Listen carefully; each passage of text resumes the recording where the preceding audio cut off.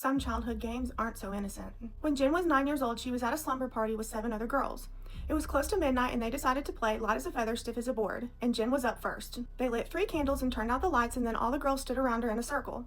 They each put 2 fingers underneath her and then started to chant light as a feather, stiff as a board, and she started to feel herself rise off the table. She thought it was cool that the game was working, but then she heard one of the girls gasp, and then all the rest of them did too. And Jen lifted her head just enough to see what was happening, and that's when she realized that all the girls were no longer touching her and were staring at her in disbelief. Jen was still floating in the air even though no one was touching her. But as soon as she realized what was happening, she fell to the table with a loud thunk, and then the room erupted into panic.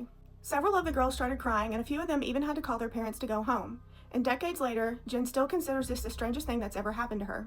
Follow for more scary stories.